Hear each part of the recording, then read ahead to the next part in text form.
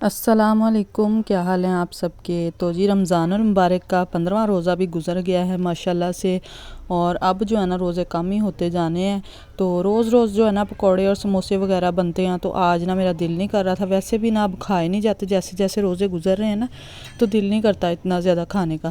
تو آج نا میں بنانے لگی تھی بچوں کے لیے نا شورما، تو میں شورمے کے لیے نا چکن وغیرہ لے آئی تھی، میں نے کہا میں گھر ہی بنا دیتی ہوں ان کو۔ تو ادھر نا دہی کے اندر نا لہسن ادرک کا پیسٹ شامل کیا تھا، اس کے بعد نمک، کٹی ہوئی لال مرچ، ہلدی تھوڑی سی، اور تھوڑا سا جو ہے فوڈ کلر ایڈ کیا، اور تکہ مسالہ وغیرہ شامل کر کے نا ہم چکن کو نا میرینیٹ کر کے رکھ دیں گے۔ چکن کو جب میرینیٹ کرتے ہیں نا تو اس کا ٹیسٹ جو ہے نا وہ بڑا ہی اچھا آتا ہے۔ میں نے لاسٹ ٹائم جو بریانی بنائی تھی نا وہ بھی میں نے چکن میرینیٹ کر کے بنائی تھی، 1-2 گھنٹے کے لیے نا اس کو میرینیٹ کیا تھا، تو اس کا ٹیسٹ جو ہے نا وہ بہت ہی اچھا آ جاتا ہے، بجائے اس کے کہ ہم فوراً سے نا چکن مسالے میں ڈال دیں۔ تو آپ لوگ بھی اس طرح سے نا میرینیٹ کر کے دیکھیے گا چکن کو، بہت ہی اچھا۔ میں نے سوچا تھا کہ سالن وغیرہ جو ہے نا وہ بھی اسی طرح سے نا چکن کو میرینیٹ کر کے ہی بنایا کریں گے۔ تو ادھر جی چکن ہمارا ہو گیا تھا میرینیٹ، اس کو نا ہم نے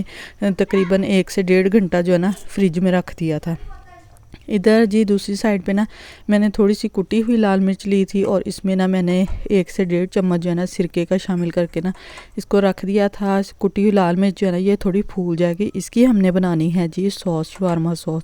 تو آج بس جو ہے نا وہ زیادہ میں آپ کے ساتھ سوس کی ہی ریسیپی شیئر کروں گی، میں نے دیکھی تھی لیکن بہت اچھی بنی، میں نے پہلے ٹرائی کی ہے تو میں نے کہا میں نا آپ کے ساتھ بھی شیئر کرتی ہوں۔ ادھر 1 سے 1.5 گھنٹہ ہو گیا تھا چکن کو میرینیٹ ہوئے، تو تھوڑا سا میں نے نا اس میں آئل ڈالا ہے، اور پھر ہم نے نا چکن ڈال دیا، بس اب ہم نے اس میں کچھ بھی نہیں ایڈ کرنا تھا، چکن جو ہے نا وہ ہمارا کوک ہو جائے گا۔ ادھر جی سوس کے لیے ہم نے لے لیے تھے 2 چمچ دہی کے، 2 چمچ ہی اس میں ہم ایڈ کریں گے مایونیز کے، اور 1 چمچ جو ہے نا بھر کے وہ کیچپ کا۔ کیچپ آپ نے چلی گارلک والی لینی ہے وہ لے لیں، میں نے سمپل ہی ایڈ کی تھی۔ پھر جی 2 جوے جو ہے نا وہ لہسن کے، پھر میں نے نا ان کو کرش کر لیا تھا، میں نے کہا ان کو نا کرش کر کے اس میں ڈالتے ہیں لہسن کو، ورنہ میں جب بلینڈر میں ڈالوں گی نا تو وہ موٹا موٹا سا رہ جاتا ہے، اس طرح سے نا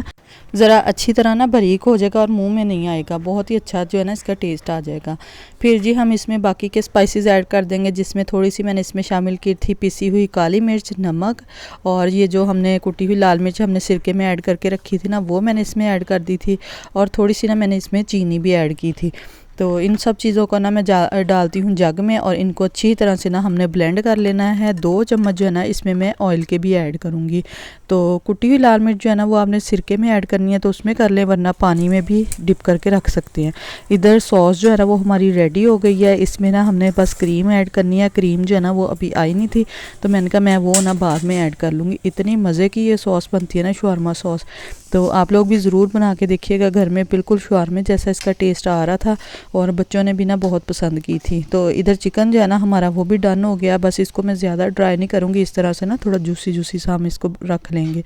تو ادھر کریم آ گئی تھی تو میں نے نا 2 چمچ جو ہے نا بھر کے اس میں کریم کے بھی ایڈ کر دیے تھے۔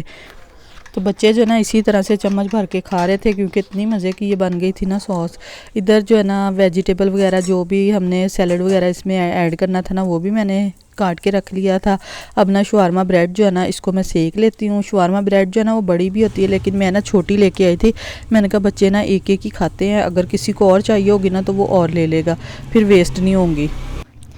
تو ٹائم جو ہے نا افطاری میں وہ اتنا زیادہ نہیں ہوتا، بس کرتے کرتے نا جو ٹائم ختم ہو جاتا ہے، کیونکہ کافی زیادہ چیزیں وغیرہ جو ہے نا وہ بنانے والی ہوتی ہیں اور ساری خود ہی بنانی ہے، تو اتنی زیادہ نا ویڈیو وغیرہ جو نہیں بنتی۔ اور جیسے جیسے روزے گزرتے جا رہے ہیں نا تو اتنی زیادہ وہ بھی ویکنس بھی ہو رہی ہے، سستی، اتنا دل نہیں کرتا کچھ بھی کرنے کا نا، تو بس یہی ہوتا ہے کہ جلدی سے نا ہم لوگ جو بھی افطاری وغیرہ بنانی ہے نا وہ بنا لیں اور کام جو ہے نا وہ فارغ کریں۔ تو روزہ ہوتا ہے نا تو دل نہیں کرتا کچھ بھی نہ کرنے کا، تو بس یہ تو ہوتا ہے کہ بنانا ہی پڑتا ہے سارا کچھ بچوں کے لیے۔ تو بس میں بھی نا ادھر بنا رہی تھی شورمے وغیرہ، میں نے کہا آج نا ان کو یہی بنا دیتی ہوں شورمے، تو یہی جو ہے نا افطاری میں کھا لیں گے، کیونکہ اتنی زیادہ چیزیں جو ہے نا وہ کھائی بھی نہیں جاتی، بس تھوڑی تھوڑی جو بھی بنانی ہوتی ہے نا میں بنا لیتی ہوں جو ختم ہو جائیں۔ تو ادھر شورمے وغیرہ جو ہے نا ان کو میں ریپ کرنے لگی تھی، تو ہمارا جو بٹر پیپر ہے نا وہ ختم ہو گیا تھا، تو میں نے نا پیپر میں ہی ریپ کر دیے تھے، میں نے کہا بچوں کو اٹھانے میں ایزی ہوں گے۔ تو ادھر جو ہسبینڈ ہے نا وہ آتے ہوئے جو سموسے اور جلیبیاں وغیرہ لے آئے تھے، پکوڑے تو میں نے بنائے ہی تھے کیونکہ وہ لازمی کھاتے ہیں افطاری میں، تو میں تو تھوڑے ہی بناتی ہوتی ہوں، یہ بھی ہمارے سے ختم نہیں ہوتے، تو وہ جو ہے نا آتے ہوئے سموسے اور جلیبیاں بھی لے آئے تھے۔ اور کبھی ایسے ہوتا ہے کہ بالکل ہی نا تھوڑی سی چیزیں ہوتی ہیں اور کبھی اتنی زیادہ چیزیں بھر جاتی ہیں دسترخوان پہ ماشاءاللہ سے۔ تو بس جی یہی تھی ہماری آج کی ویڈیو، آئی ہوپ آپ کو پسند آئے گی۔ اللہ حافظ۔